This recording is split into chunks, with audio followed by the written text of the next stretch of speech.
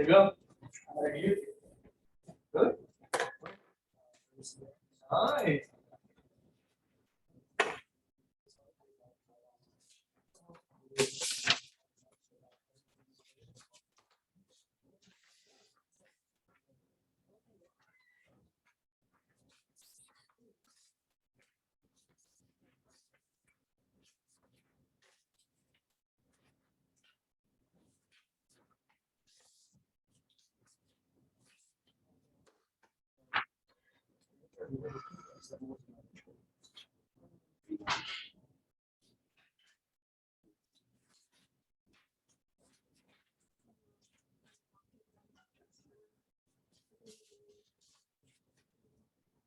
Nice. Reaction taker.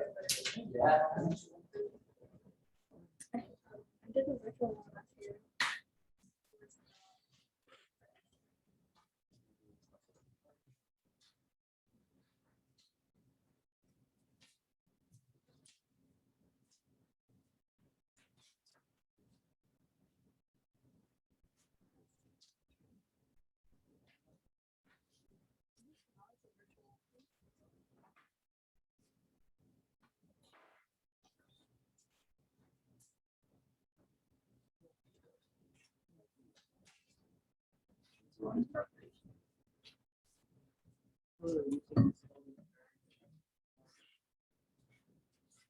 I have one for this. I need better episode.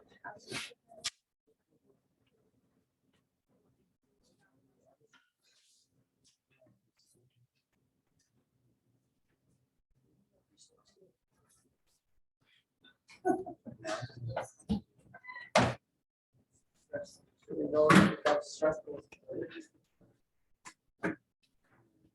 Cool.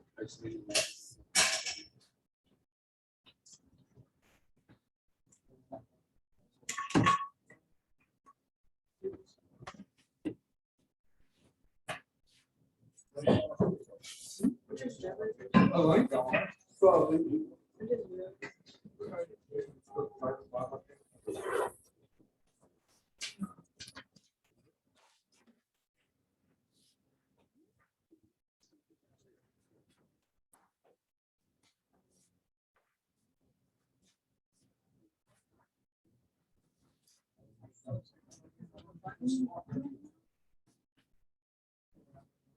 I know, me too. Me too.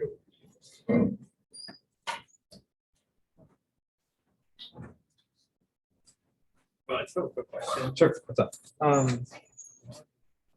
I started the homework, Mhm. and I was trying to read over my notes and notes. I was just a little confused on where it actually starts.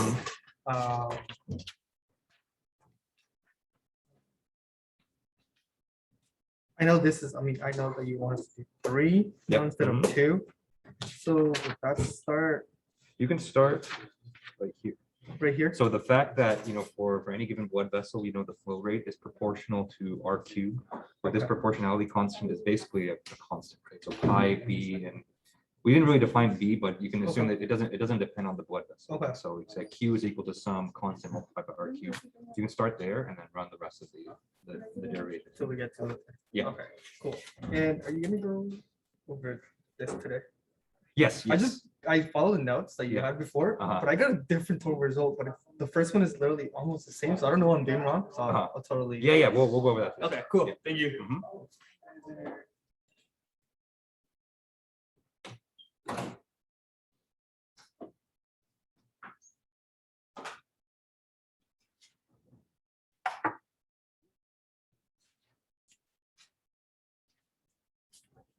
I got another Yeah. kind of interesting random heat transfer question I was thinking about. Yeah. So you know how on cooling fans, they always have the fins, right? Yep. For, Mhm. increasing heat transfer and such. Why are there always fins? Wouldn't making them like needles increase the surface area and thus increase the heat transfer? It's all about how efficiently the heat can travel down. Because if you have a needle, then you're increasing the conduction resistance by a ton, because the heat's just not going to be able to get through the needle. Okay. And so you need to have some decent girth to them so that the heat can actually conduct through that. Okay, surface. so it's And then because it can't conduct fast enough through. Exactly. Oh, Right. okay. So it's a delicate balance between Okay, giving so a that's why number. like also thicker columns wouldn't work either. Exactly. Okay. Yeah. All right, that was it. That was just like a weird thing that popped in my head. Then I was just like, wait a minute, can I increase the surface area like drastically by doing this? Yeah. No, it's a good Yeah. question. It's good. It's good to think about these things. But yeah, that was it. I don't know if it's right. I'm so confused for it would also be tonight. Reflection thing.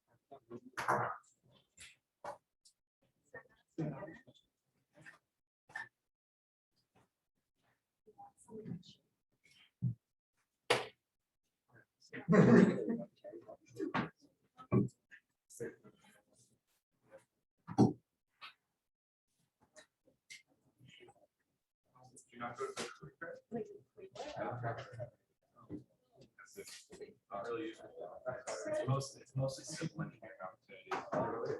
Some of them were straight up to me, like, oh, we're just like brain transit, which is like, okay, well, cool, I guess, bye. And like some of them weren't engineers or anything. So like I'd be asking questions specifically about the work that you do. Like, oh, you're doing engineering work. And I'm just like, what does that mean? Some of them weren't there either. Like half the tables were empty. It might just because it's early and they might be like coming late because I noticed like one or two showed up a little later. But yeah, I just, it's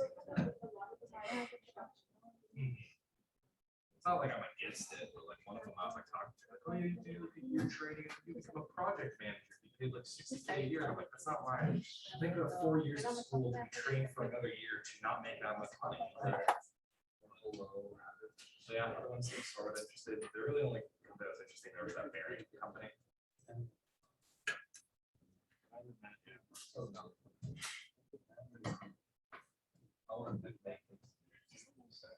I just want money so I can travel and do the shit I want. Oh, that's a dilemma. I always hear people go, "You it's money." I'm like, "You make a ton of money. Go do fun things with that money then."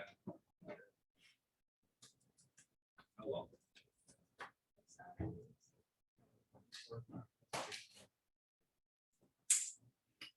All right, it's 4 o'clock, so let's go and get started today. Hi, good afternoon, everyone. How's everyone doing today? Cold, yeah. How's everyone's long weekend? Hopefully everyone got to rest a little bit or catch up on work. Yeah, I heard the career fairs today. So I actually had someone ask me what my advice was for career fairs, and I gave them the old Wayne Gretzky quote where it's like you miss 100% of the shots you don't take. So, you know, my advice is that, you know, if you see a job or you see a company that you want to work for, just apply for it. I think one thing I know that stopped me and a lot of my friends when I was in college was the kind of the fear of getting rejected. But, you know, the reality of the situation is even if you're the most qualified candidate for any particular job, you probably only have a 1% chance of getting that job, you know, all things considered. And so, you know, if you're not applying for a ton of jobs out there, then you're going to miss out on all those opportunities. So, you know, I would say just keep applying, and then, you know, one of them will get back to you. I mean, even for this job that I have right now, I think I applied to like maybe close to like over 100 positions before I got this job. So, you know, it's like that kind of, that's just the reality of, you know, online applications. Anyone can just apply, but if anyone can apply, that means you should always apply to those things if you can. Okay, so the plan for today is we're going to mostly be finishing up our lecture notes on arterial biomechanics, and so we have just the last sections to go based on mechanotransduction and allometry, basically. But another thing I want to go over today is the specifications for the midterm project, and so I finished writing those up this afternoon, and I posted them on Canvas. And so I wanted to go over that with you guys just so that we're all kind of clear on what the requirements for that project is, because it's you know, it's a big part of your grade. You know, maybe not in the you know, the midterm project I believe was 20%, but it leads directly into your final project. Okay, and so, you know, if you don't do the midterm project, then it comes back to hurt double, because you're gonna have to do it anyway for the final project anyway. Okay, and so I think that's all my announcements. And so, are there any questions I can answer before we get started? Okay, all right, so let me go ahead and swap to this screen here. Okay, let me full screen this guy.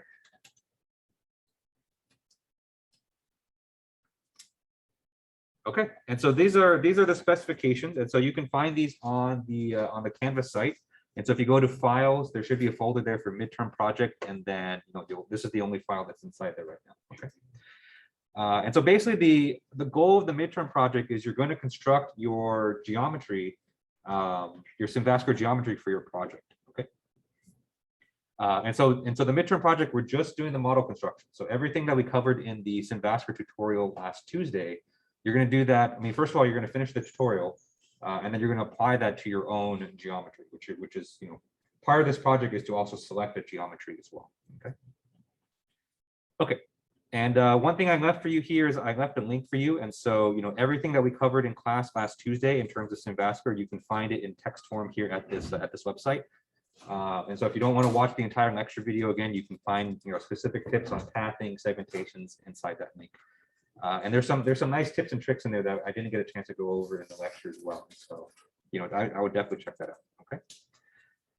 All right, and so I've broken up the midterm project into 5 different parts, okay, and then the point total for each is given to you, you know, in front of each part right here. Okay, so it's all going to add up to 100 points, and so part 1 here you can see is worth 20% of your grade of the midterm project. But part 1, all it involves is just you finishing up the synovascular tutorial, okay, and so you know, using the demo image data that we started last week, and then completing that model, that's going to be part 1 of the project. And the reason I'm doing this is, you know, I want everyone to run through the tutorial because it's, you know, first of all, I think it's one of the easier models to build. And so I think it gives everyone some good confidence that in the software in terms of, you know, how they can, you know, go from image data to the final model. Okay? And it's relatively a smooth process. But I think it's also good to have everyone also work on the same project. So you can kind of collaborate with your friends or other classmates in the class. So that you kind of help debug issues together. Okay, and so to have everyone kind of work on the same kind of project on that I think is good. Okay. Right, and so here's an image of the final model. You know, if you didn't get a chance to finish it before. Okay. All right, but I do want you to do one additional thing, but beyond the tutorial. Okay, so if you notice, you know, if you remember from when we were doing the tutorial. You know, in addition to these 2 blood vessels here, there were a lot of other branching blood vessels that came off as well. So there were a lot that came off the aorta here, and there were some that came off the iliacs here. And so as part of the requirements for part 1, I want you to find 1 additional vessel in the image data, and I want you to model that blood vessel out. Okay. And so you should have 3 different vessels or 3 different paths that you're going to model in total. And so you're going to have the original one, which is the one in blue right here. And so that's the one that we took from the top and we ran it all the way down to the bottom. You're going to have the branching iliac artery. And so that's the one that we worked on branching out for the last 5 minutes class. And then you're going to find 1 more vessel here. So I'll tell you that there's some vessels that come off here. So those are known as your renal arteries. And so those go to your kidneys. And so those are some good candidates there. But there's also a few branching vessels that come off the iliacs as well. And so you're going to find 1 more branching blood vessel and then model that one as well. And so you're going to draw the centerline path, you're going to draw the segmentations, and you're going to loft it together all in one model. Okay. And so the due date for the due date for this part of the project, which is just completing the tutorial, will be Friday, March 11th. And so I believe that's 2 weeks from this upcoming Friday. And so you have about 2.5 weeks to finish the tutorial for this one. Okay. And the breakdown is given here. Okay. And so if you complete the model and it looks reasonably accurate, then that's worth 15% of the points. And then that that's 15 points. And then the extra blood vessel that you model, that's going to be 5 points right there. Okay. And so one thing I want to say, before we talk about more of the rest of the project, that a lot of the points that I've built into this midterm project they're basically going to be completion points. And so I don't want you guys to stress out in terms of like, I have to make this model beautiful and perfect, because it's your first time using the software. And so I want you guys to give a good effort, and I want you guys to model it as accurately as you can. But a lot of the points that you're going to get for this midterm project is going to be just, do you have all the vessels there? And do they all fit together? And do they all kind of make one big model at the end? Okay. Because that's going to be really important for when we get to the simulation part, in the later half of the class. Okay. Okay. Any questions on this part of the project here? Yeah. Sorry, I came a bit late. Would it be like a recorded supposed to do? Yes. Yes. Yeah. So finishing the tutorial is required. So it's worth 20% of the points for the midterm project. Okay. Yeah. Yeah. You can see the point breakdown, for each. So I've broken up the midterm project into 5 different parts. And so this is part 1. So part 1 is just to finish the tutorial that we started last Tuesday.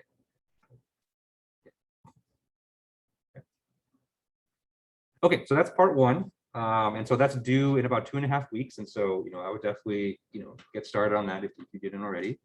Okay. Yeah. So we'll talk about the submission later, but basically, when you create a Vasculature project, it saves everything into a folder. I want you to zip that folder, and then I want you to submit that zip folder on Canvas. And so I'll check through everyone's project. Yeah. Oh yeah, one thing I'll note too is that if you download the entire folder that I have on Canvas, the demo project.zip, you should see that the project's basically done for you, and so that's why it's a tutorial project. When I was thinking about this, I think the tempting thing is to just submit the demo project and just rename some of the files. So don't do that. And so I have scripts on my computer that can tell very easily that if you just took the demo project files and just submitted that. And so, if you do that, I will know immediately, and then you will not be happy with what happens. Okay. Same goes for your final project as well.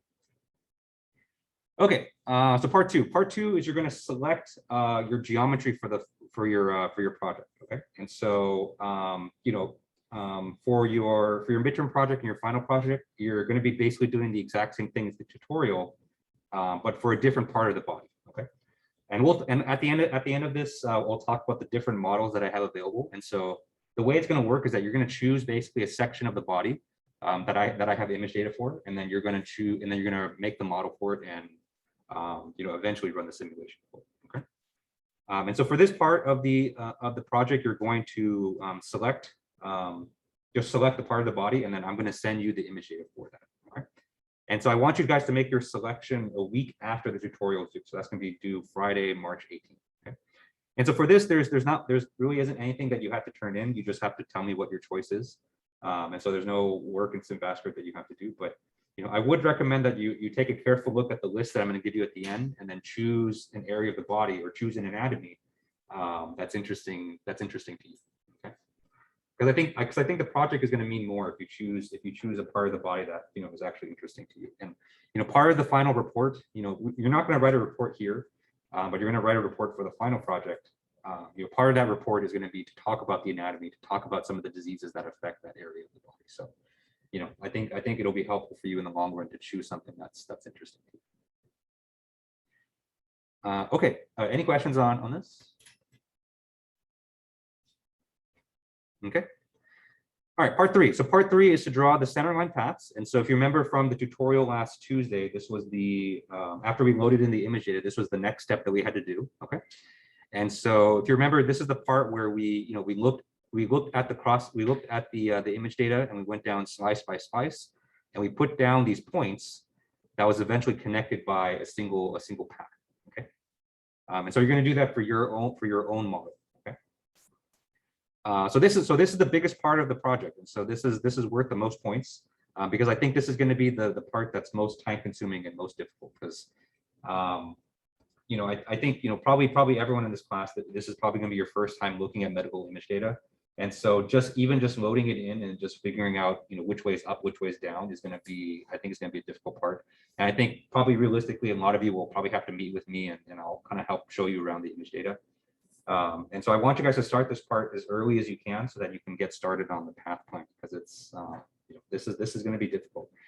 And the paths, this kind of sets you up for the whole rest of the models. And so if you do a good job with the paths, it makes kind of everything else from there, a lot easier. So definitely take your time with this part. Ask for help if you need it, and it'll be a good part of the project. Was there a question over there, or? Okay. Okay. And so I think probably the most difficult part you're going to have with this is just knowing where to start. And so finding that first blood vessel, among the medical image data is difficult. And so what I'm going to provide to you, in addition to the image data, is I'm going to give you a model file that has, I'm basically going to give you the CAD file for the completed model. And so if you load that CAD file into an image viewing software, it'll basically give you an idea of what the geometry kind of looks like. And so what you should do then is that, or what I usually do is that I, kind of knowing what kind of model that I need to build, I then look for the biggest blood vessel that's in there, and I try to find that in image data, and I start with that. And then once you find the biggest blood vessel, then everything kind of branches off of that. But a lot of this is kind of details of the software that we'll go over. I'll probably be working with a lot of you individually on that. Another thing too is that a lot of the vessels a lot of the image data that I have has some pretty complex models, and so the models themselves have a lot of different blood vessels involved in them. But I don't want to make it disproportional towards in terms of the amount of work that people have to do. Because if you get a very simple model, like I don't want you to be done with the model construction and have someone be still working on the models. And so I'm going to place a cap on the number of vessels that you need in order to get full credit. Okay. And so if your model has more than 8 blood vessels involved in it, I don't want you to model more than 8. And so 8 is kind of the limit. Okay. You're free to do more, of course, but you'll see very quickly that if some of these models have like dozens of different blood vessels. I've seen some with like over 100. And so I don't want you guys to waste your time, finding all 100 blood vessels. And so, I want to cap it so that, it's kind of a reasonable amount of work for everyone. Okay. But of course, if your model has less than 8 blood vessels, then I want you to find them all and model them all. But 8 is the cap. So I don't want you to have more than 8 paths or more than 8 segmentation groups, because that's already going to be kind of plenty of work. Okay. And so here's how the points are going to break down. And so for 15 points, I can, if you have all the center line paths and at least 8 of them for your model, then then that's 15 points. And so that's basically completion. And so that basically is, you found at least 8 vessels in your model, and you're able to draw a path for them. Okay. The second bullet point there is regarding accuracy. And so if if I can see that your centerline paths follow the vessels pretty closely based on the image data, that's the other 15 points.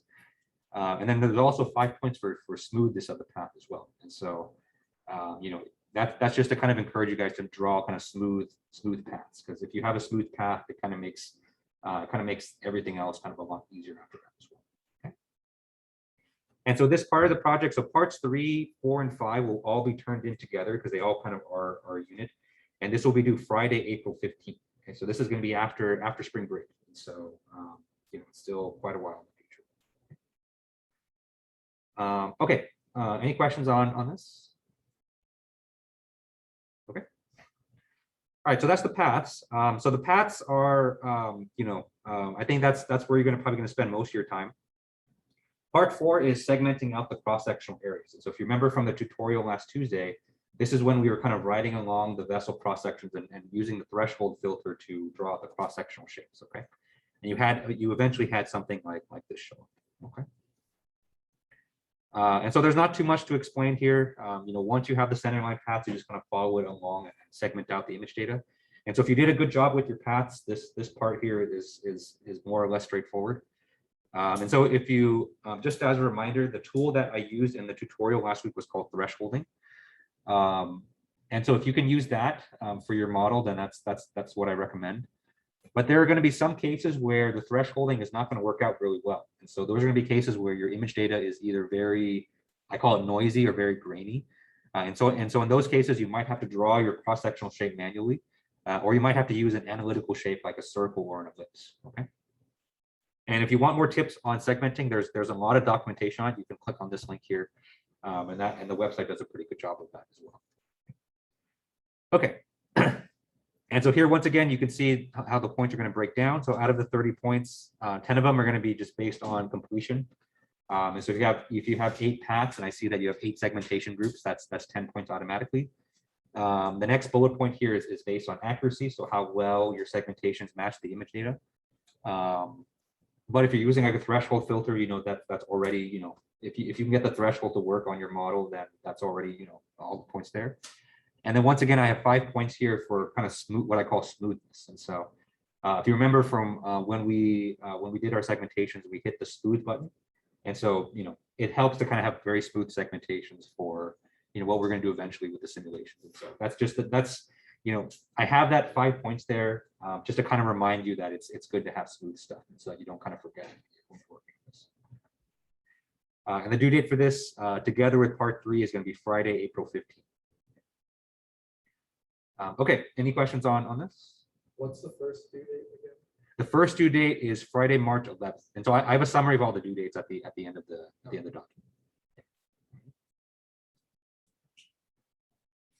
Okay, so that's part 4. And so part 5 is simply lofting the model together. And so this is only worth 10 points because, again, if you did a good job with your segmentations, then this is really just a couple clicks of a button. Okay. And so what this does is that it takes your segmentation groups and it just does like the 3D connected dots that we talked about last time. Okay. And then you end up with a model that looks like this. Okay. And so, what can typically happen, especially for first-time users at this point, is a lot of people run into some errors. Okay. And those errors are usually due to the segmentation groups not being formed well. So I already saw last week that some people had segmentation groups that overlapped, or they might have segmentations that don't, fully intersect the parent vessel, which, I have a diagram for you here. Okay. So those are common issues. And so if you're running into some errors with the lofting, then, I would go back and check the segmentation groups. That's usually the issue. Yeah. Would you get an error if the branch vessel merged with the main vessel, or you're supposed to do that? You're supposed to do that, and so it's supposed to merge exactly. But what can happen is that if your branch vessel kind of is sticking out a little bit, and so that's kind of the issue that we talked about kind of at the very end, where your first segmentation of your branching vessel isn't completely engulfed by the parent one, so you don't want that. And so I have a way for you to check that for you here. And so I won't get into details now because it's kind of still a lot of information, but when you make a branching vessel, it should be completely engulfed by the parent one. Could you start your branching vessel a little bit further up inside the main vessel and Yes. go down the main? Exactly. Yeah, and that's actually what's recommended that you do, so that you make sure that you capture everything in there. Okay. All right, and so this part, it's only worth 10 points, and so you get 5 points if you loft successfully without any errors, and you get another 5 points if you don't have any sticking up. And again, this is due April 15th. Okay, and so it's a lot of information. There's a lot of requirements, and so I wanted to sum up all the deliverables here. And so your first deliverable is going to be just to complete the Vasculature tutorial, and so that's going to be due Friday, March 11th. The next deliverable, or the next thing that you have to do, is you have to select your model geometry. And so that's going to be due the following Friday, March 18th. And then after you select your project geometry, then I want you to complete your model. So that's parts 3, 4, and 5. And that's going to be due Friday, April 15th. So I believe that's 2 weeks after we come back from spring break. Okay. All right, team. So there are no teams, and so this is an individual project. And so I would like it if everyone has a different image data to work with. Although we have kind of a pretty large class, and I only have so many image datas. And depending on what everyone chooses here, some people might have to work on the same ones, but that's okay. And so it's there might be at most 2 or 3 people working on the same image data, but no more than that. Okay. But with that said, this is probably going to be a very unique project. I highly doubt anyone's used of vascular before this class, and so I do encourage you guys to work together to keep speaking with your classmates, because there's going to be a lot of issues that you run into, and I'm going to do my best to help you out as much as I can. So definitely don't be afraid to email me, and we can set up Zoom calls, or I can look at your laptop and help you debug stuff. But you'd be surprised that if you run into an issue and you kind of ask in the Discord chat or something, and someone might be able to help you. And so definitely keep chatting with your keep communication with your classmates, because I think it's all going to be it's going to be a challenge. And I'm trying to do this semester I'm trying to make it a little bit smoother than last semester. So this midterm project is kind of the first time I'm trying this.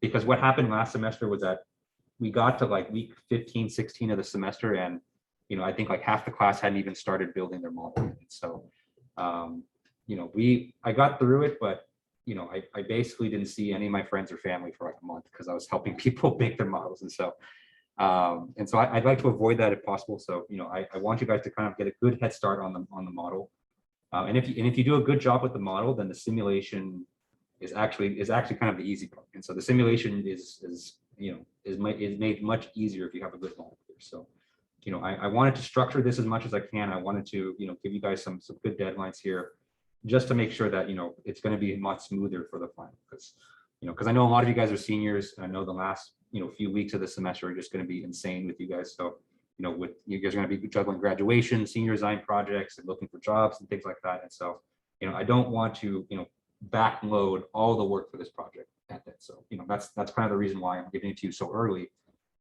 so that we can kind of be in a good position once we reach the end of the semester. Okay. Okay, any questions before I go over the different model types that you can choose from? The simulation that we're talking about, that's the CFD, yes. Yeah, so we'll go over the CFD probably after spring break. So once everyone's kind of close to finishing up their models, I think that's a good time to talk about, how do we set up a CFD and how do we set it up in Vascular. Yeah. Okay, and so here are the different model choices. So I've broken them down into 5 different categories, and so that refers to the different parts of the body that they refer to. Okay, and so the first category here is the aorta models. Okay. And so the aorta is the largest blood vessel in your body, and it's the first blood vessel that gets blood, from your heart. And so if your heart contracts, all that blood dumps out into the aorta. So, that's why it kind of has to be the largest, because it basically carries the entire volume of blood through it at any given time. Okay. Sometimes the aorta is called the starting point for your arterial blood flow, because again, it's the first place that your heart dumps blood into once it pumps. Okay. And so kind of the characteristic, or I would say the signature geometry for the aorta is what's known as the aortic arch. And so you'll see all the vessels here have this characteristic arch where the blood vessel comes up and then arches down. Okay. And so I have an image of that here for you right here. Okay. So this is a good example of a fairly, this is a fairly simple aortic model where the heart would be probably somewhere around here. Okay. And so when the heart contracts, it's going to push blood out, okay? And the blood's going to travel around the arch just like that, okay? And some of the blood, of course, is going to go off to these branching vessels up top. Okay, so that's one option for you guys. And so the aorta, aorta is a good model, and I have quite a few of these. And so there's a lot for you to choose from there. Okay. The second category of blood vessels that I have are called aorta femoral, and so it's kind of an extension of the aorta. In that it basically tracks the aorta once it leaves this part right here. And so these two models here can be kind of connected. And so where this model leaves off right here, it basically is connected right here. Okay. And so the aorta femoral model is the part of the aorta that leads down to your legs. Okay. And so if you want another example of an aorta femoral model, the tutorial that we did is an aorta femoral model, right? And so we have that big long column of blood vessel, the aorta, right? And then eventually it's split off into two iliacs, right? And so this splitting right here is the blood vessels that are going to your left and your right legs, respectively. And so there are these kinds of models. I have a few of these, but and some are a little bit too complex. But I do have a decent amount of these as well. So these are good candidates for final projects. Okay. All right, number 3. So number 3 is cerebral vasculature, and so these are the blood vessels that go to your brain. Okay. And so these blood vessels, they're primarily responsible for feeding the brain with all the oxygen and nutrients that you need to, for your brain to function. Okay. And kind of the signature geometry for these is that the paths are very tortuous. And so what you see is that the paths have these really crazy kind of winding patterns in here. So the pathing for this one is going to be, and I'm going to be honest with you guys, the pathing for the cerebrovascular ones is probably the most challenging out of all the categories, just because they do these really crazy paths. And so it's hard. It's going to be hard to get this exact path, for these kinds of vessels, but but they are cool. They visually, I think they're the coolest looking out of all the models. And they have some very unique geometries too. And so I don't think this one has it, but then there's a particular structure in your brain called the circle of Villus, which is actually a closed loop of blood flow, which is very unique because most of your blood vessels, they kind of just take a singular path. They go from your heart to the capillaries, to the veins, back to your heart. And so what happens in your brain is there's actually kind of a closed loop of blood where the blood can just kind of stay in that loop forever. It kind of never return back to your heart, which is very fascinating. So there's really nothing else like it in the cardiovascular system. And part of that just kind of has to do with kind of how the brain functions. But this one doesn't have it, unfortunately. This might be it right here.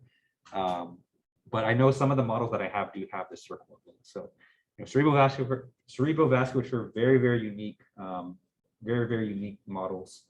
But on a difficulty scale of 1 to 5, I'd say these are probably closer to a 5 compared to the other categories. Okay. Yeah. Side question, that closed loop you were talking about, if blood did stay in there for a very long time, would that be pretty dangerous? It normally it would, but there are things that happen in your brain that kind of prevent it from being an issue.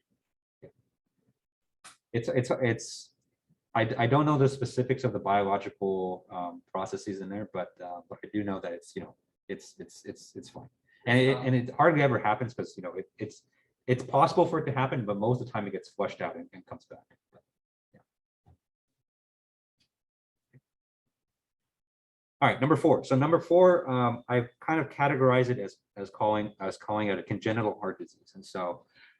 Congenital heart disease are basically patients that are born with some kind of defect in their heart. And so they were born, just based on genetics, or maybe something, something that happened in the womb where they had a heart defect. Okay. There's lots of different, heart defects out there that you can be born with. But most of the image data that I have are patients that have a single ventricle. And so what that means that they basically only have half a working heart.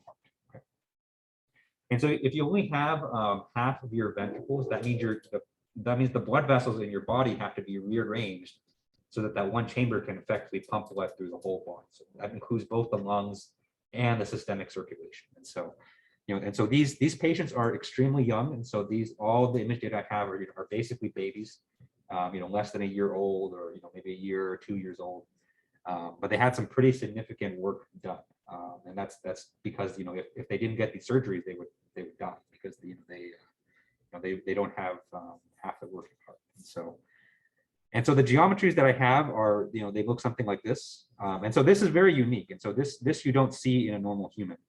But this is what's called a Fontan surgery. So a Fontan surgery is conducted for patients with a single ventricle, and it's mostly to connect your it's mostly done to connect your systemic circulation basically directly to your lungs, so that that one heart chamber can pump blood throughout the entire system. Okay. So I have a few of these. I have about 5 or 6 of them, and so these are also very interesting models as well. Okay, but a geometry like this you wouldn't see in a normal person, because normally so these vessels out here, these are your pulmonary, so these go to your lungs. Okay, normally those are separate from your heart, but here you can see we have these connections right here and right here. Okay, so normally these vessels are connected directly to the heart, and so these are your main veins.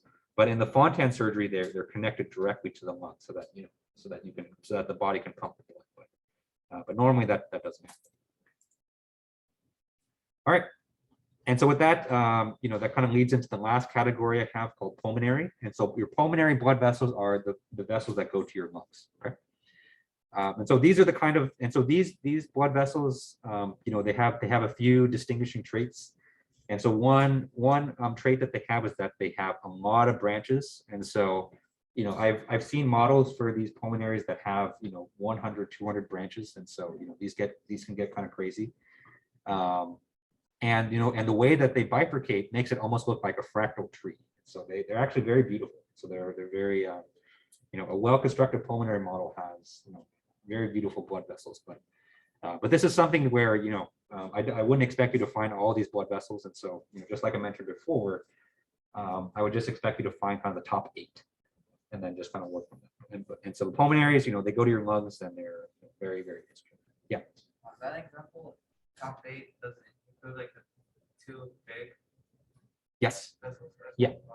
Yeah. And so when you're selecting like the top 8, you should definitely start with the biggest vessels and go down. And so for something like this, you would choose this big blood vessel, of course. You would choose these 2, this one as well. And you can see here that everything kind of branches off those 2. So you would probably, I'd maybe do this one. I'd maybe do one of these. I'd maybe do this one. Probably this one here because it's really big. This one here, and then maybe one more. Yeah. So when it splits and it splits again into 2, Mhm. does the 1 split that splits the 2 count as 1 still, or is that a total of 2 right there? It'd be 2. 3 total, I guess. It would be 2. And so I want you to have 8 paths basically. And so in your Vascular project, there should be 8 paths that you follow. So this one right here, where if you follow it from the inlet here and go all the way to the end, right? And so that would be 1 path, and so that would count as one vessel. And then this one that branches off, that would be a second one.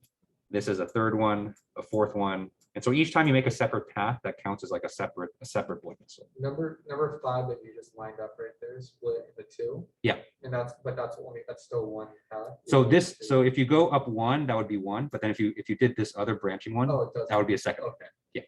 I was gonna say no one's gonna choose this. No. Yeah, these I will say that traditionally these aren't popular. I think last year I only had 1 person do a pulmonary model. And then he gave up halfway, and then he did an aorta model afterwards. But but they're cool. I think they're the coolest one. And because last year I didn't have the limit, and last year he was saying like I'm on my 20th blood vessel and I see no end in sight. And I'm like, all right, maybe I'll give you an each model. But this year I have the limit so that that you're not modeling for days and days. Okay, and so that's the midterm project specifications. And so again, you can find this document on online. Okay, and so you can give it a more careful read through there. If anything, I would be aware of the deadlines here just to make sure that you have those down.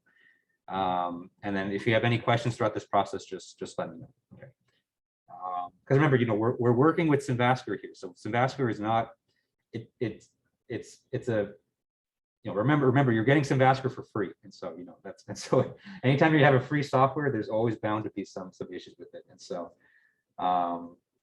if you run into issues, just let me know, and I'm always happy to try my best to help you out.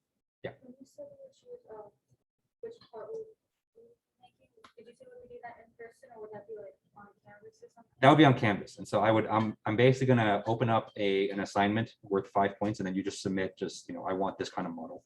And then I'll message everyone individually, and I'll upload the image data and the completed model, and I'll give it through a Dropbox link, basically. Yeah. I have 2 questions. So when they connect that surgery that you mentioned, when they connect the vessels to how would they? Yeah. I wouldn't imagine a vessel is like some Like, I wouldn't imagine how a vessel can cut it. Yeah, no, it's crazy. And so for a big surgery like this, where they're so basically you have to clamp the vessels, and so you have to make sure that no blood can go through here, because if you cut it and blood spewing everywhere, then that's bad. And so they clamp it so that no blood can come to this part, and they probably put the patient on a heart bypass machine. And so they connect them to a machine so that that machine can basically pump blood to the rest of their body. And then once this is clamped, then they go in and actually, they cut the vessels, they stitch it up and everything. But it's extremely tiny. You're talking about doing these on babies too. And so, it's really delicate work, and it's extremely risky as well. And so this is not a, if your kid has, a condition like this, it's stressful for the parent, because you never know if there's going to be a complication or something that happens during the surgery, which is very likely, unfortunately, in these kinds of surgeries. But and so yeah, it's a big ordeal, and there's a lot of things that can go wrong in these kinds of surgeries. So when you say like pump blood in your system, the way I picture that is is blood always like, is there always blood in all the veins continuously?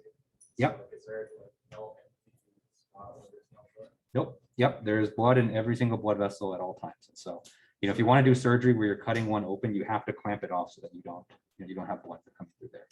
So when it's pumping blood, it's just pushing whatever is. Yep. Mhm. Yep. What about those pockets in the vein that you talked about last time where you can store blood? Mhm. Is it always storing blood, or could those have like empty pockets?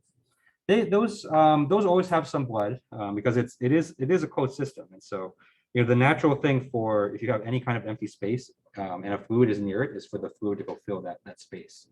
And so as long as there's no infarct, or if there's no death, dying cells there or anything, then fluid's always going to try to fill as much empty space as possible. Yep. So going back to what you said about blood being pumped all the time, what happens when you give blood? Like, you have less blood and Yep. blood is like slow down. Your body can produce more blood, and so it's possible to produce more. And so it's one thing that your body is always regulating, and so it checks to see how much blood volume that you have. And if you ever lose blood, you either even if you scrape your knee or something like that, and you have blood that comes out, your body can produce more of it to kind of maintain that same level. But for temporarily, right after you give blood, then your blood vessels are probably going to shrink a little bit because there's less blood volume, and your body has to make more blood to kind of get it back to a good level. Okay.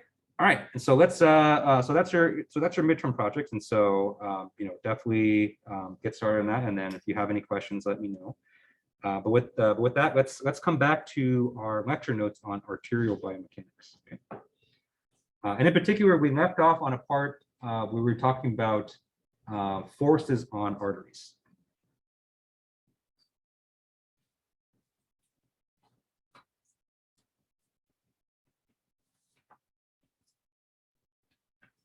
Okay.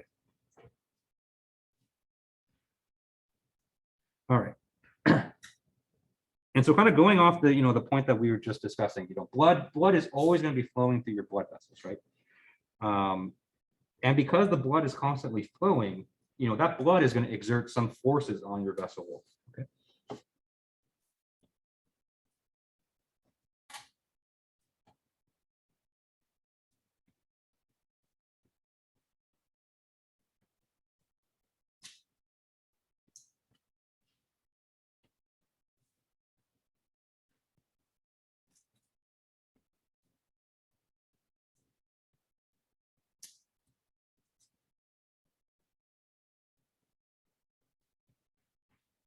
Okay.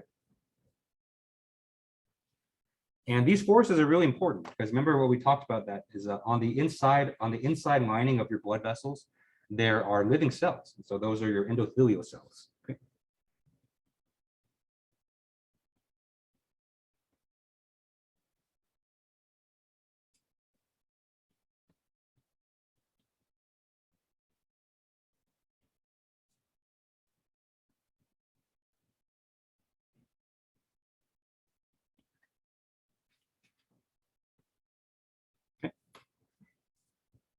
or not adapt, I should say react.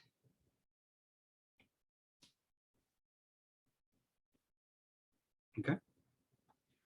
And so measuring these forces is a, and quantifying them is a really important part to understanding cardiovascular blood flow. Okay.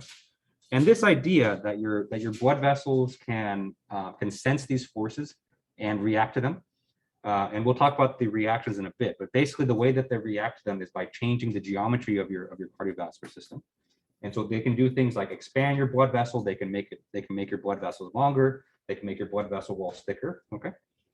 And so this idea that your body can sense, or your blood vessels can sense these forces, is known as mechanotransduction.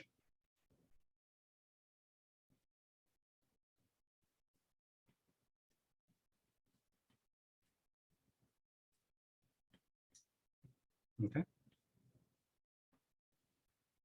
Okay. And so this section here is talking about what particular forces are the blood vessels looking for, and how do they actually react. Okay. So there are two main forces that arise from blood flow.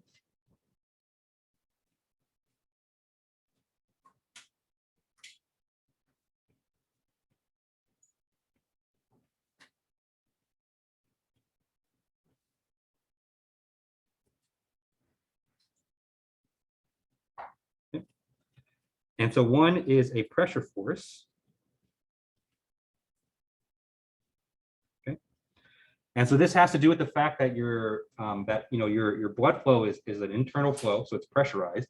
And so because there's always this constant state of pressure, that pressure exerts a normal force, a force that's normal to the blood vessel walls. Okay.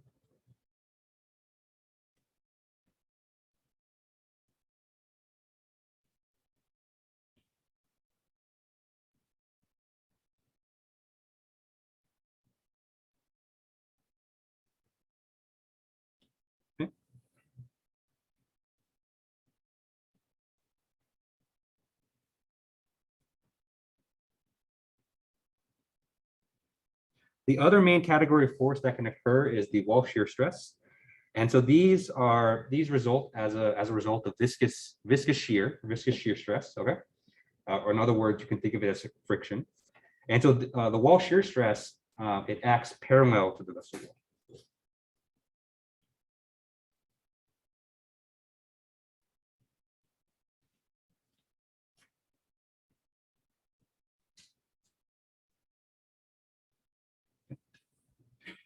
And so I can draw an image here that kind of shows kind of how they act, okay?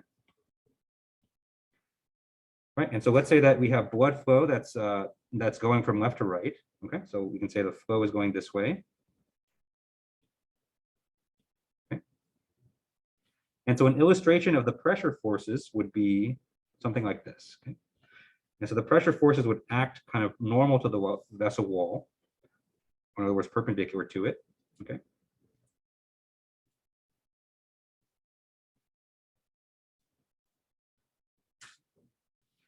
Whereas the wall shear stress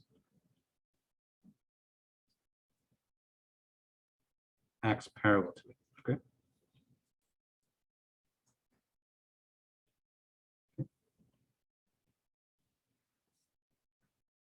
So remember, the wall shear stress is basically friction. And so if you rub two things together, right, frictional force will act always parallel to whatever surface that you're acting on. Okay? And so that's what the wall shear stress does. Okay, and so based on these forces, the blood vessel can react, in certain ways. Okay. Okay. Any questions on this so far? So the cells that we were talking about previously, those are like what you were telling, like as you age, those cells like lose its ability. So as you age, it's not really the cells. And so if you look at kind of a typical blood vessel wall, like this. And so the cells that I'm talking about are kind of really lining kind of the interior right here. Right. And so those cells kind of stay more or less the same. But as you age, there's this kind of material in the middle here, right? And so this material in the middle here is made of certain types of constituents like collagen, like elastin, things like that. And so as you age, what tends to happen is that the elastin and some of the other materials in that they call it like a matrix or a suspension of materials, those start to break down. So that's what leads to kind of a stiffer blood vessel. But the cells themselves kind of remain more or less the same.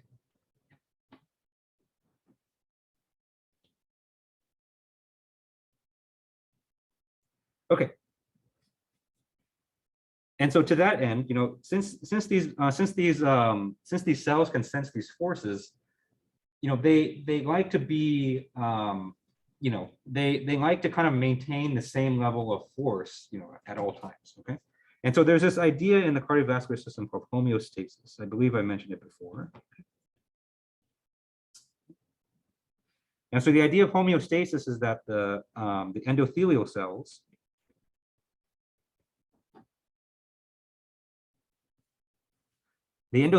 like to maintain kind of the same level of force or same level of stress at all times. Okay.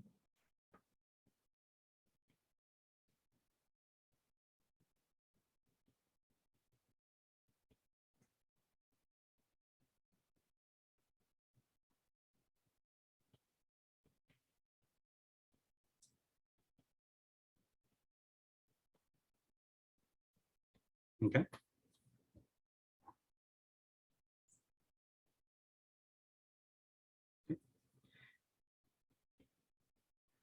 If there's ever a change in the blood flow, which causes these forces to be abnormal, and so let's say that you either have high blood pressure, or you have like an increase in blood flow, to increase the shear stress, then what your blood vessels will do is that they'll adapt their geometry in order to kind of return to the same level of stress as before. Okay.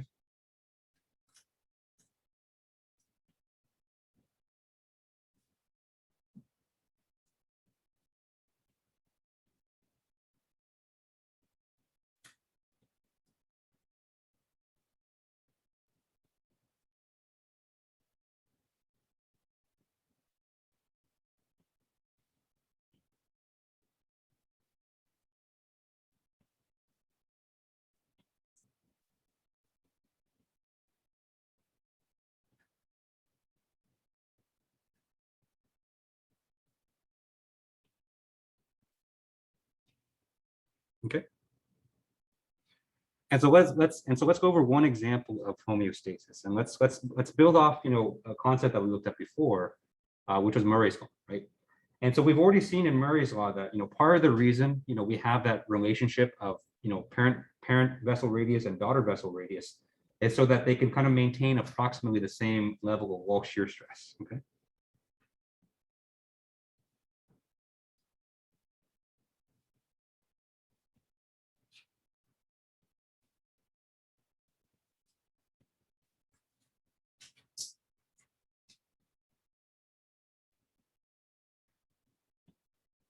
Okay. All right. And so if there's ever a situation where the wall shear stress is too high, then the blood vessel will adjust its radius accordingly. Okay. So let me draw kind of a typical cross-sectional area. Okay.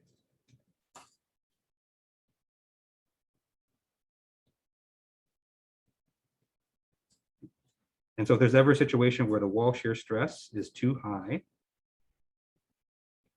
okay, that essentially means that the velocities of blood going through the blood vessel are too high. Then the way that the blood vessel is going to react is that it's going to expand.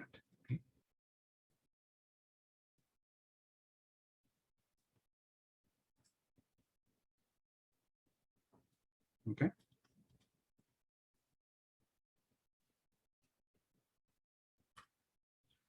Whereas the opposite occurs, where if the wall shear stress that the endothelial senses is too low, then it can react by making the radius smaller.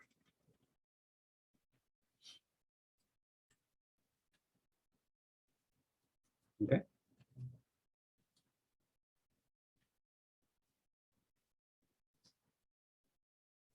Right. And so this is one way that the vessel can kind of adjust its geometry to make sure that the wall shear stress that it experiences is roughly the same as everything. Okay. And and so this adjustment of geometry, this has to take place over a long period of time. So this is not something that your blood vessels can kind of change just on the fly. Because there's a lot of kind of natural things that your body does to kind of increase the blood flow and decrease it, depending on your level of activity. Because everyone knows that when you exercise, your heart rate increases, or maybe you're feeling nervous about something, your heart rate increases, right? And so if your heart rate increases, that of course is going to lead to an increase in blood flow, with a subsequent increase in wall shear stress. But for most people, you can't sustain a level of exercise for hours and hours and hours on end. And unless you have some kind of disorder, you're not at a state of nervousness or heightened kind of stress for long periods of time as well. And so there's ways for your body to adapt to this, where it kind of knows that there's kind of natural ebbs and flows in your blood flow, and it doesn't react to those. But if you have kind of over a long period of time, so usually this takes place over a few weeks, maybe a few months, where you have kind of heightened blood flow in a certain area, then your blood vessels can react by changing their size. I think the rain has a question, but I don't know if they can answer. Okay. Let me go ahead and write that down.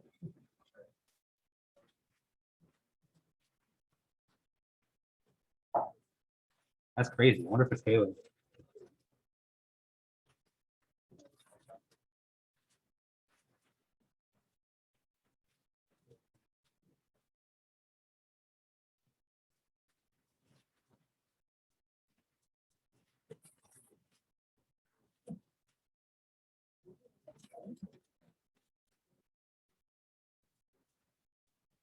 It's just rain. That's okay.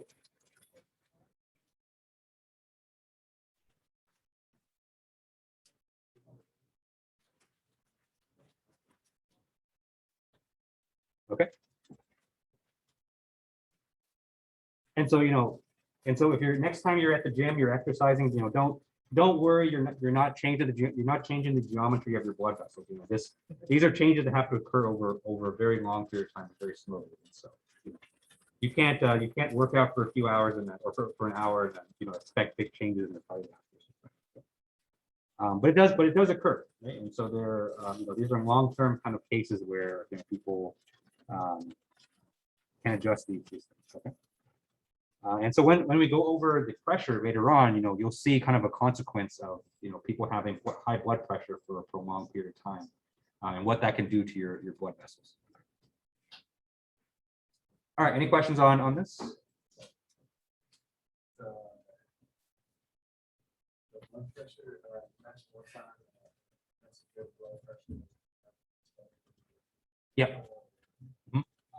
So I guess would that suggest that whatever lower the blood is flowing, whatever vessel we have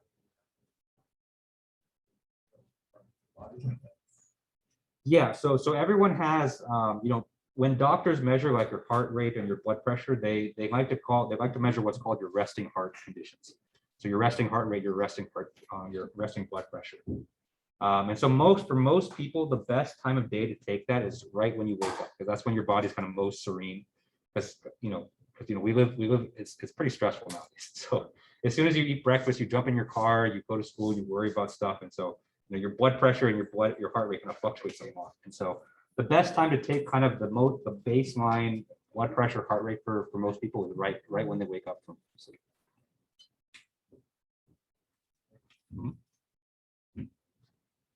Okay, all right. So that's the adjustment of radius based on wall shear stress. Let's talk about vessel lengths. Okay.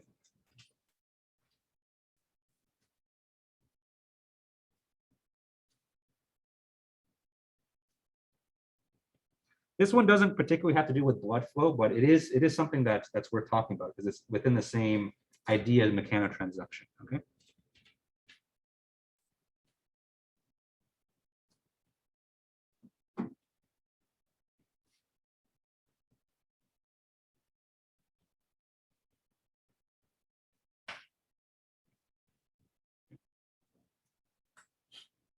right? Because a natural thing that everyone goes through is that you grow up, right? And so you start out as like a little tiny baby, and then you grow up to, you know, the size that you are right now. Okay. And as you can imagine, as your limbs get longer, as your torso gets longer, and your bones get longer, things like that, you know, your blood vessels also have to get longer to compensate, right? And so what can happen is if you have a blood vessel that's like this, okay? And so let's say this is a blood vessel inside your arm, okay? And so if your arm starts to grow, right? And you know, and your bones are growing your arm such that the blood vessel gets stretched, that means that your blood vessel also has to lengthen in order to compensate. Okay? And so the mechanism that causes this lengthening is that the endothelial cells here that line your blood vessel walls, it senses this stress. And so it senses the fact that, hey, this blood vessel is being stretched a lot, right? And so there's huge kind of stretching stress within. Okay?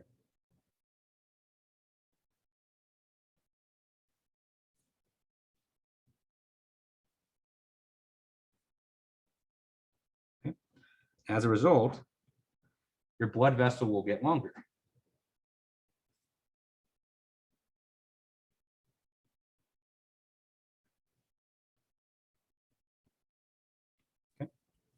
And so this is a process that everyone goes through, you know, as they grow up, you know, their blood vessels have to lengthen to compensate as well. And so, you know, and so kind of the exact mechanism that they use to grow is that one, they sense the increased axial stress that's associated with, you know, becoming a bigger person, and then that stress triggers, you know, all the biological reactions that are needed to lengthen the blood vessel. Yeah.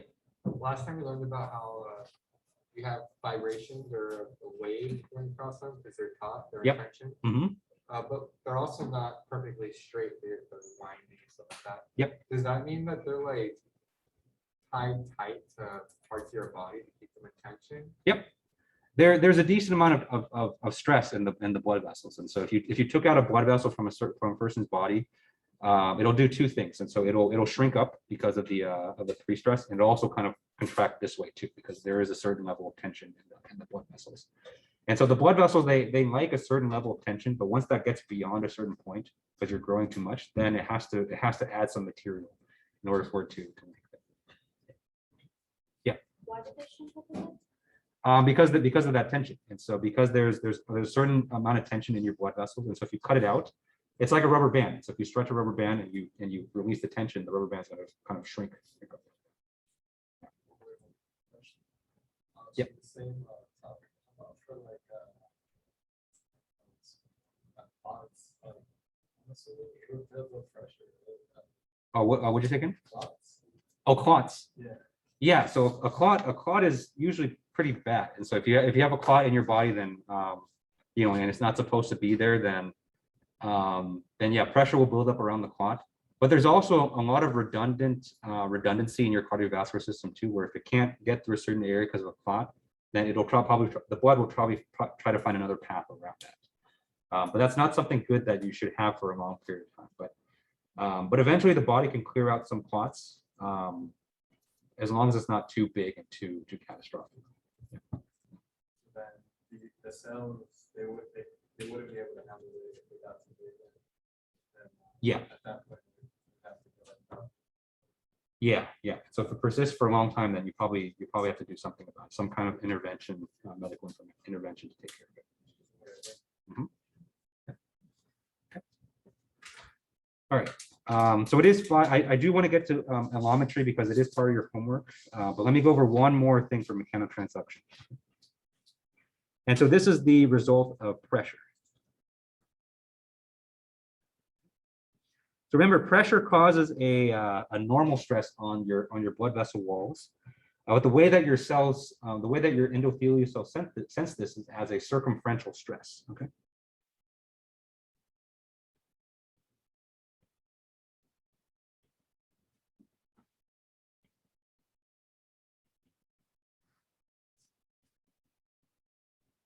Okay.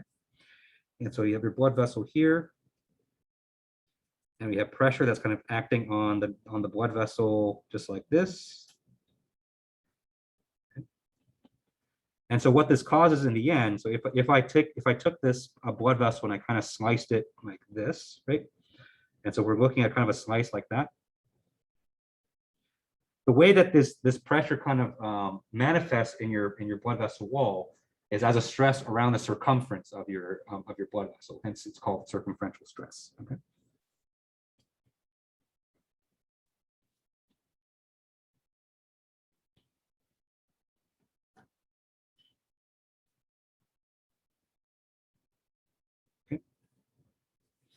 And so there's two main determining factors that determine how much circumferential stress that you have inside a vessel like this. Okay.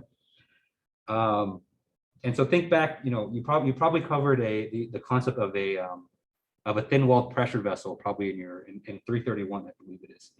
And so this is kind of the same thing. And so on the one hand, the one of the main factors that causes the circumferential stress is the amount of pressure that you apply. And so you apply more pressure, that's going to cause more stress. And so that's straightforward. But the other factor that determines the amount of stress is the thickness of the vessel wall.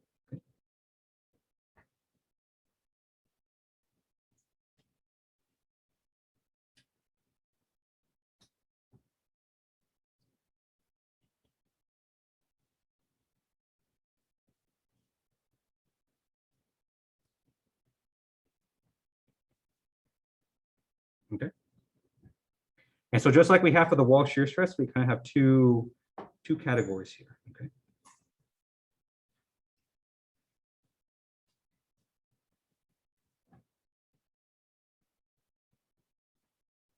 Okay. And so if you have high blood pressure, the way that your body can kind of bring the circumferential stress down to a more reasonable level is for it to thicken the vessel wall. Okay. And so you end up with a blood vessel that kind of looks like this.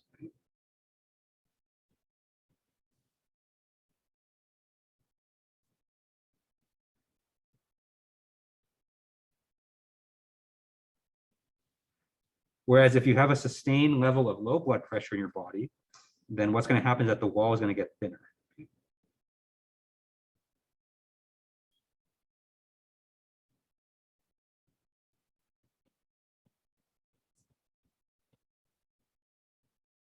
Okay. Right. Because remember, throughout this whole thing, you have to remember that the body wants to maintain the same level of stress that it always feels. And so if there are changes that occurred in your blood flow that causes, either high blood pressure or higher wall shear stress, then your body is going to naturally adjust the geometry of your blood vessels to kind of bring it back within that same level of stress that it felt before. Okay. And so that's the whole idea of mechanotransduction and homeostasis. Oh, question. Question: does the inner wall, is that the only thing that changes, or is it both inner and outer? It's mostly the inner wall that changes, and so usually when you see a blood vessel thicken up, it's usually the inner wall that kind of gets more narrow, and so that's kind of one of the negative consequences of sustained levels of high blood pressure is that your blood vessels get thinner and thinner in terms of the amount of space that the blood can actually flow. And so if you do that for a long period of time, that's a negative. That's not good because there's just less room for your blood to flow. Yeah.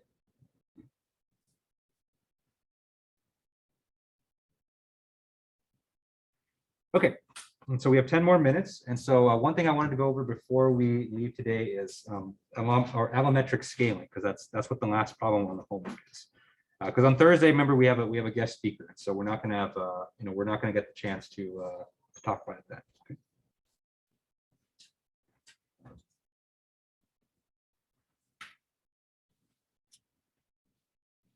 Okay. And so the idea with allometric scaling is that humans are not the only creatures on this earth that have a cardiovascular system, right? And so most living creatures have some form of cardiovascular system, whether they have, a lot of animals have one heart, just like humans do. Some animals have multiple hearts. Some animals have different levels of blood vessels, whatever the case may be. If you have a living creature, there has to be a way to transport stuff within that creature. And so a lot of times that takes the form of a cardiovascular system. Okay.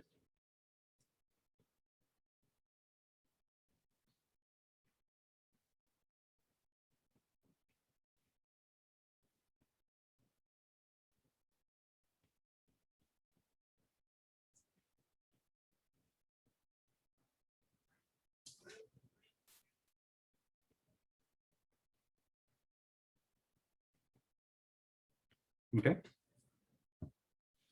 And so a lot of these concepts that we've been going over, things like the pressure waveforms, things like wave propagation, things like wall shear stress, things like just blood pressure and flow rates, heart rates, all of those things can be applied to other creatures as well. Okay. But the idea with allometric scaling is that if you want to find out, what the typical, blood pressure, what the typical heart rate is in another creature, you can kind of loosely connect it to the amount of mass. Okay.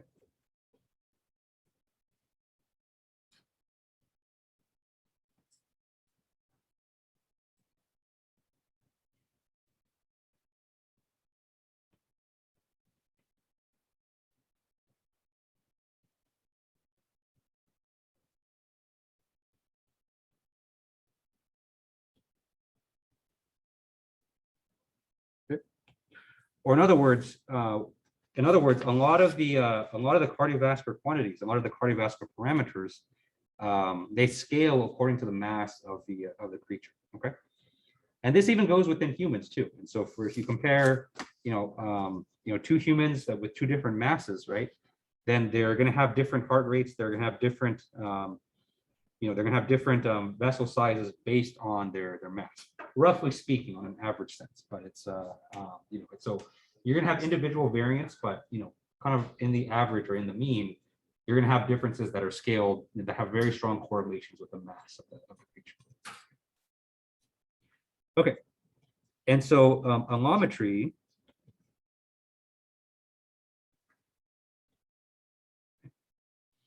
Allometry is the study of these relationships.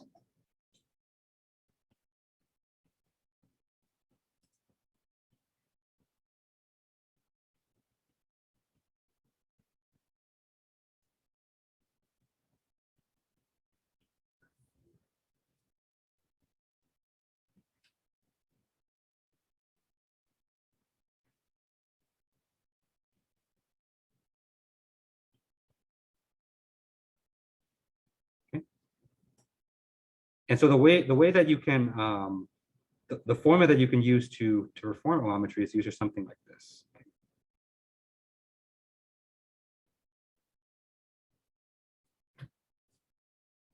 Where y right here, this is some property of interest.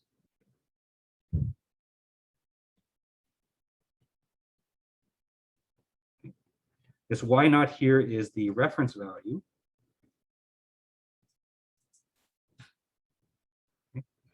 Big M here is the body mass.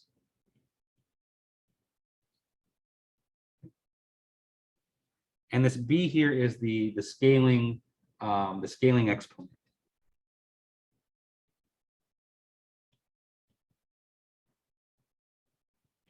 Okay. And for a lot of cases, the scaling exponent is determined experimentally. Okay. And so what they did was they measured a bunch of creatures of different masses, and they found out what the relationship was based on that, based on those measurements. Okay. And so here, let me give you some examples really quick. And so let me give you some known allometric scaling relationships, and we'll do one really quick example before we head out for today.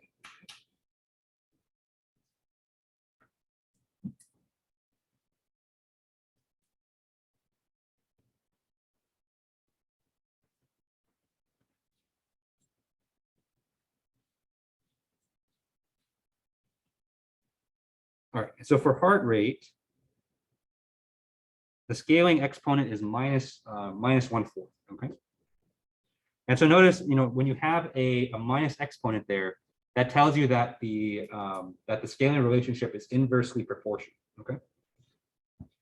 And so for an inversely proportional relationship, that means that the more massive your creature is, the slower or the lower its heart rate is going to be, okay? And the opposite is true as well. And so if you have smaller creatures, they're usually going to have a higher heart rate than you.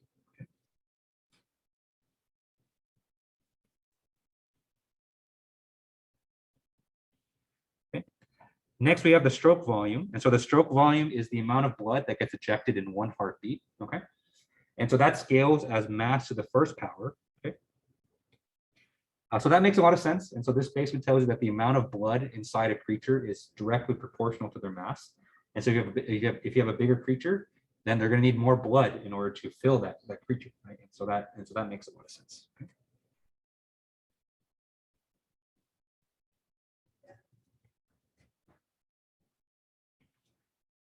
All right, next we have blood pressure. So this is the interesting one. And so blood pressure has a scaling exponent of 0. And so what that tells us is that the blood pressure is independent of a creature's mass. Okay. That means that, the blood pressure that you experience as a human, that's probably about the same blood pressure that you can measure in other animals as well. So that one's actually really, really interesting.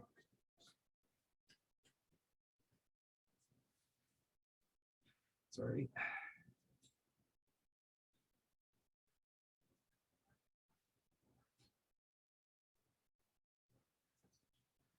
Okay, and the last one we'll go over is the blood vessel diameter, and that scales according to a 3/8 power. And so, because this is a positive exponent, that tells us that the bigger creature that you have, the more massive, their blood vessels are going to be bigger, and so that makes sense.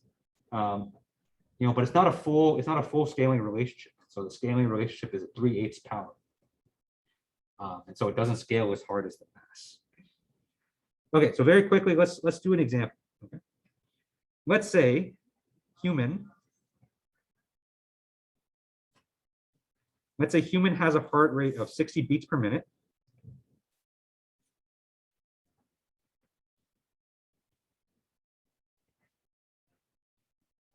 Okay.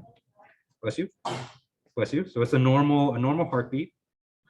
And so let's say that this human weighs 150 pounds. Okay. And this human has a cat. And so let's say the cat is their pet. And so the cat weighs 15 pounds. It's a little bit of a chonker. Okay. And so based on these weights, let's determine approximately what the heart rate of the cat is. Okay.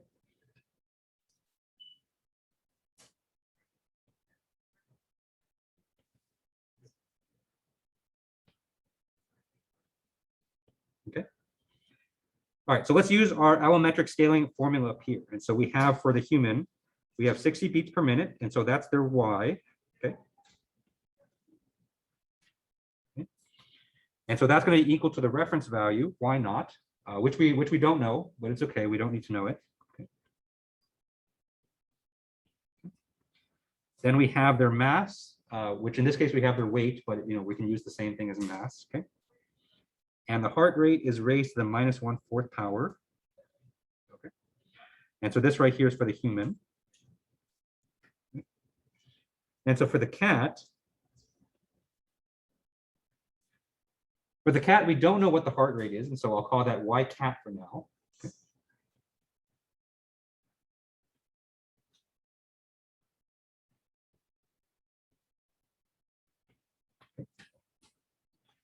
And so what we have here is that the cat's heart rate is equal to Y naught multiplied by its mass or its weight, 15 pounds, raised to the -1/4 power. Okay. And so now that we have these two equations, we can use them to solve for Y. Okay. And so to do this, I'm going to divide out these two equations.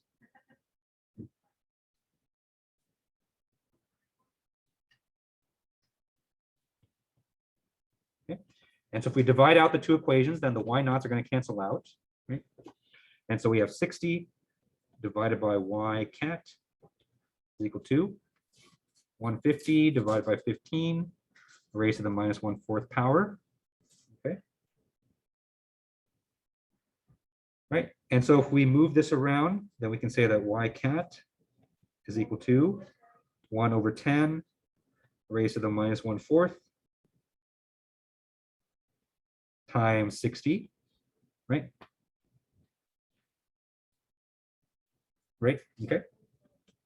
And so if we punch that into the calculator, what we get is a resting heartbeat for the cat of 106.7 beats per minute. Okay. And so just by virtue of your cat being a much less massive creature, then it's going to have a higher heartbeat. Okay. One thing my wife was always worried about when we were, our cat actually passed away last week, bless her heart. But one thing she was always worried about was she's like, our heart's beating so fast. I'm like, yeah, because she weighs 10 times less than we do. Question. Two questions. First question, this is like a really rough estimate. It's really rough. Yes. Okay, and then question number two, we can use the cat equation and these equations have the same, are put them together because it's, why? Why do I? Because they have the same reference value, and so the this y naught here is the same for both, and so for any creature. I get that equation wise, I understand the math behind it, but like, what would, I think you mentioned it earlier, but you said there, it's like roughly close, saying that like the mass really matters when it comes to heartbeat. Yeah. Is that why you can bring those two, you can take the equation of a human and you can equation of a cat from together? Yes. Yeah. Okay. Yeah. And so the scaling relationship is for, I mean, these are in the mean, and so individual people have differences, but because they have the same reference here. So the way they measure these things, that they take measurements for lots of different creatures, and then they try to fit it to this. They try to fit it to this curve. And so what they found is that if they try to fit it to this curve, then they have this relationship here with this reference value. And so because they have the same reference value and the same kind of exponent there, then it works for any creature. All right. Any final questions before we wrap it up for the week? Okay. All right. So that's all we got time for. And so you guys should be good to go for the homework. Definitely take a look at the midterm project specifications. I know it was a lot of information today, but definitely read over that document and get started on the symbactic stuff. And let me know if you have any questions. Hope you guys have a great rest of your evening today. Stay dry if it's wet outside, so don't get too wet.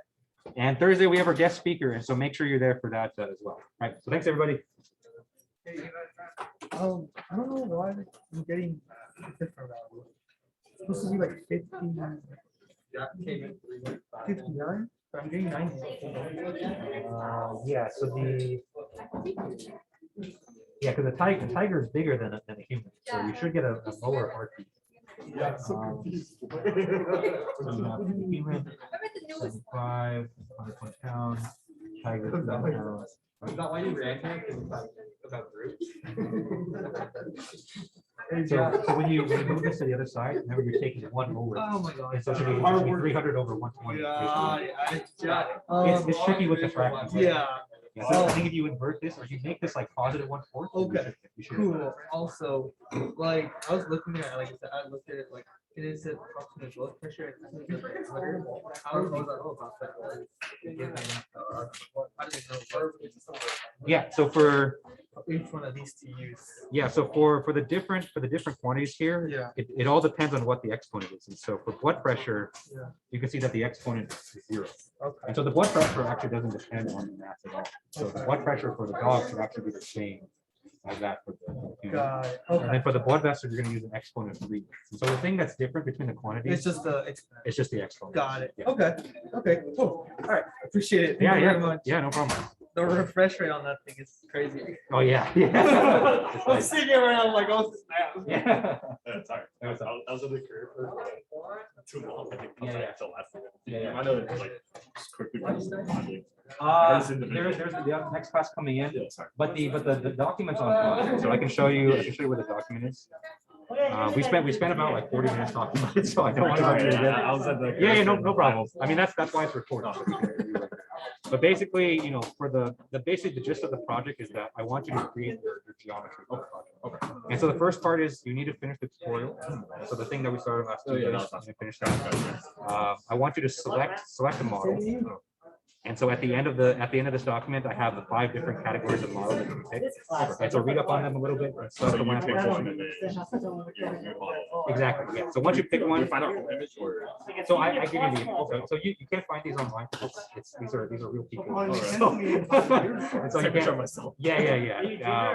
And so I need to provide those to you. And so the other thing you have to know is the deadline. So for the tutorial, so the symbactic tutorial is 2 weeks from now, so it's March 11th. And then a week later, you select your model, and then the entire thing is due a month from Oh, cool. April 15th. And then we do have a homework due next Yes. Tuesday. Yes. That's on this. No, it's on. Yeah, it's on this lecture. Yeah. We have a guest speaker on Thursday. Thursday. Yes. Thank you. Yeah. Like, You guys want from one of those points from the I library? actually No, wanted I to think talk to waiting like, a while, but I I couldn't just get- I was okay. like, I want to stop reading about Like, I want and I was that. like I don't want looking to over get the No, yeah. Uh-huh. I was dates here, of the no, project. I'm Yeah. outside, like, And I was gonna like